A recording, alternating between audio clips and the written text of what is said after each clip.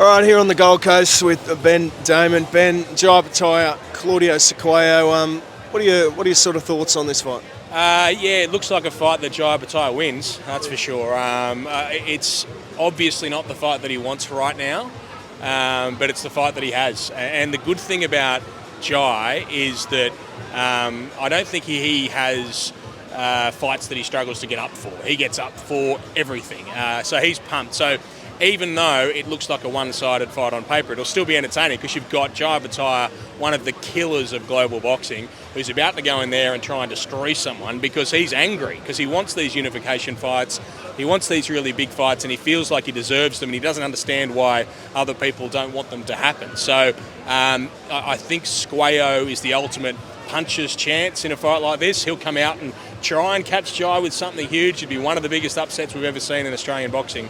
But Jai Opetaia looks ready, focused, and I know that he wants to go on to bigger and better things than this. What is, I guess, down the track for Jai if he gets past this fight this weekend? Well, it has to be that Ramirez fight, doesn't it? Gilberto Ramirez, clearly the fighter that he wants. The only thing is that he's about to fight on a Jake Paul undercard, and there's rumours that he's going to fight Jake Paul. I don't know if that's going to happen, but stranger things have certainly happened, certainly in boxing and in recent times. Jake Paul just fought Mike Tyson. I don't know if you remember that, but that did happen. That's a thing. So I don't know if that's the route they're going to go with Gilberto Ramirez, or if they do make this fight. Hopefully, for Jai Opetaia's sake, they do make that unification fight because that's a huge fight. That'd be the best fight they can obviously make in the cruiserweight division, and a real good test of how good he is. I don't even know who goes in a favourite in that fight. Probably Ramirez goes in a slight favourite on recent form and calibre of opponents, you would think. But, gee, I'd give Opetaia a really good chance of winning that fight. What do you make of Jai's evolution these past few years? How do you think he's sort of embracing the media now? You know, he's a bit sort of standoffish before. What are your thoughts on that? Yeah, it's interesting because I've been around Jai since he was 16 or so. So I first dealt with him at the London Olympics in 2012 when he was Australia's youngest ever boxing Olympian, and he was a child.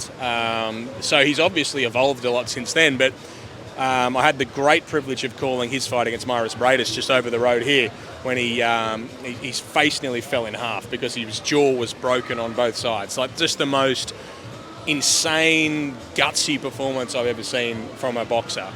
And that moment and that fight and him ascending to being a world champion seemed to completely change it. And the way that he was, the way that he presented himself, and he just became this really, and the word is intense, he's just such an intense individual at all times now. There used to be that playful Jai, that young Jai, but it feels like now he is just an adult who's here for business, who's on a mission. So the way he is with the media just seems to be the way that he is. I know his dad and his training team have trouble like pulling him back, bringing the intensity back, because he just has one speed and it's crazy. So he's a full-on dude, and he fights like that, he trains like that, and he addresses people like you and me like that.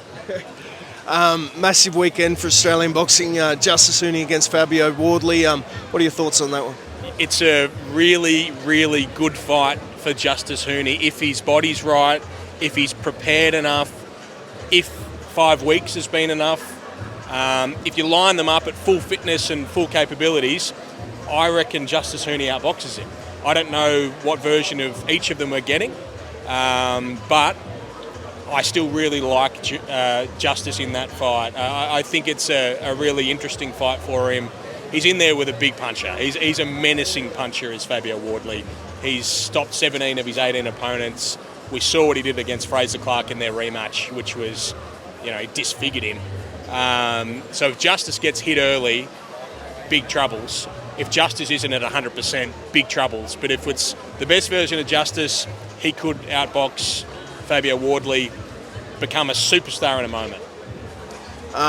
Big few weeks coming up as well. George Gambosis, Hitchens, Liam Paro back, Liam Wilson doubleheader up in Cairns, and then Tim Tszyu's rematch against Fundora. It's a big few weeks. Yeah, I can't wait to get up to Cairns. You coming to Cairns? I am. Yeah, I'll be there. I'm excited about that. They've got, so No Limit are doing a It's not a pay-per-view. People can get it. It's actually, you can get it for free, even if you don't have KO. You don't even have to be a KO subscriber. They've got this thing called KO freebies. So anyone with a screen can watch that fight night, the 25th of June, a Wednesday, which is fantastic because it's got Liam Paro with an international opponent, Liam Wilson's on there as well, Callum Peters, Kira Ruston, and another fight as well. So it's going to be brilliant, and we're going to be in Cairns with a full-on, like a pay-per-view fight week. So they're going to do something on the Sunday, something on the Monday, weigh-in obviously on the Tuesday, and then the fights on the Wednesday. So can't wait for that. Really excited about that. Then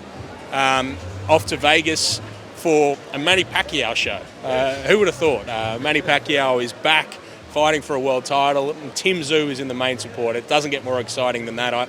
I just talking to people in the US and seeing some of the numbers that they're doing in terms of interest and tickets and all that, like, it's going crazy over there. It's because it's a Manny Pacquiao fight night, and you've got a rematch of that bloody Sunday as it was in Australia between Tim and Sebastian. So, yeah, it is big. Really excited. We're coming into a great period, and we're here on the Gold Coast in beautiful sunshine with Jai Opetaia about to defend his world title as well. So, yeah, it's all going very, very well. This last one on Tim Tszyu, make or break for Tim Tszyu in this fight? Well, I think if Tim Tszyu were to go out there and get demolished in a few rounds like he did against Bakram Murtazaliyev, then, yeah, maybe it is. I don't foresee that happening. The first 2 rounds of the first fight against Tszyu-Fundora, I was baffled that he had managed to figure out Tszyu-Fundora so quickly. I thought he was going to stop him. Then, obviously, he sustained an axe wound, and that really did not help. And he shouldn't have been allowed to complete that fight, but ultimately he was, and he lost. So it's a chance at redemption, it's revenge. He will be so very motivated for that fight, and I think there'll be a huge amount of interest in what happens there as well. It's one of those moments, I think, that fight for Tim Tszyu, that people will look back on in 50 years and talk about the first fight and then whatever is about to happen in this second fight. So we're very privileged to be able to witness it. Nice one. Thanks, mate. Thank you. Cheers.